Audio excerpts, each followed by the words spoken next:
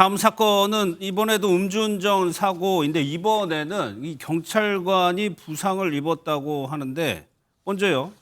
음주운전 차량에 경찰관이 부상을 당한 거예요? 맞습니다. 이게 지난 7월 말에 충남 아산에서 있었던 일인데요. 옆차 운전자가 음주운전을 한 것 같다라는 신고를 받고 경찰이 출동을 하게 됩니다. 이제 그렇게 출동을 해서 이 차량을 추적을 해서 결국은 어떤 차인지 특정을 하게 됐어요. 예. 그렇게 해서 이 차 운전자에게 차를 세우라고 명령을 했는데 그 명령에 따랐다면 오늘 이 영상을 보여드릴 일이 없었겠죠. 예. 하지만 운전자는 차를 몰고 도주를 했고 결국 경찰관들이 그럼에도 불구하고 다가가서 이렇게 체포 직전까지 가는 것 같은 경찰관 모습을 뛰어가네요. 볼 수 예. 있었습니다. 그런데 이때 운전자가요. 차 옆으로 다가간 경찰을 매달고 이후에 400m가량을 더 도주하는 일이 벌어졌습니다. 예, 지금 경찰을 매달고 지금 도로를 질주하는 자동차 모습이 있는데 400m를 달린 겁니다. 경찰관을 매달고 400m를 간 거죠? 맞습니다. 저렇게 매달린 상태로 400m를 질주를 했습니다.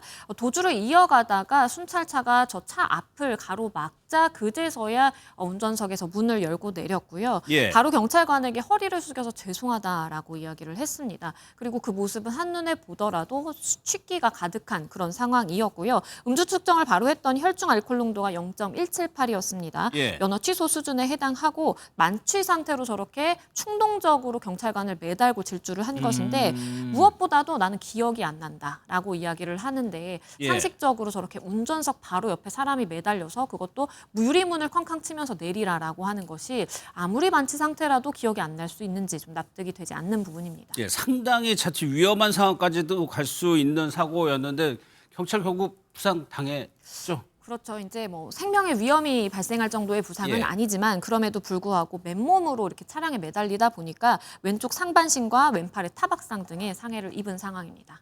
예, 저런 장면을 볼 때마다 위험하기도 하고 참 공권력이 무시당한 듯한 느낌도 들고요. 맞습니다. 더 큰 걱정은 이게 공무집행에 굉장히 슈퍼맨처럼 나서는 경찰들이 사실은 슈퍼맨은 아니잖아요. 아, 그렇죠. 저런 일을 하다 크게 다칠 수 있다는 걱정이 앞서는데 예. 이번 경우에는 음주운전 현행범을 놓치지 않은 것도 다행이지만 경찰관이 끝까지 포기하지 않고 추적을 했는데 그럼에도 불구하고 크게 다치지 않았다는 점이 무엇보다 천만다행인 상황인 것 같습니다. 예. 누리꾼들은 살인 미수 혐의도 적용을 해야 한다.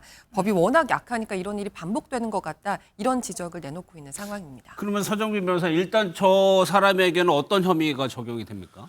네, 물론 뭐 이 정도 내용으로 살인미수까지는 적용할 수는 없긴 하겠지만 우선은 예. 도로교통법상 음주운전으로 처벌을 받게 됩니다. 그리고 지금 혈중 알코올 농도를 봤을 때 1년 이상 2년 이하의 징역이나 혹은 500만 원에서 1,000만 원 이하의 벌금에 처해질 건데 일단 사실 경중을 따지자면 이 혐의가 문제가 된다기보다는 오히려 특수공무집행 방해 치상이 문제가 될 수가 있습니다. 예. 만약 경찰관의 상해가 정확하게 확인이 되고 다친 게 확인이 된다라고 한다면 결국에는 위험한 물건인 차량을 이용해서 공무원을 폭행하고 그로 인해서 상해가 발생한 것이기 때문에 특수공무집행 방해 치상죄가 되고 이 경우에는 벌금이 없습니다. 3년 이상의 유기징역으로 처하는 상당히 중대한 그런 범죄로 취급이 되기 때문에 예. 사실 이 부분이 가장 중요한 문제가 될 것이다 이렇게 보여집니다. 음주로 해가지고 또 감형되거나 그럴 가능성은 뭐 현재로서는 전혀 없지 않아. 특히 뭐 과거에는 정말 오래전에는 뭐 음주 문제가 조금 감경이 되는 그런 문제도 있었긴 했지만 뭐 최근에 그런 판례들을 봤을 때는 그런 알겠습니다. 가능성은 없다 이렇게 보여집니다. 예.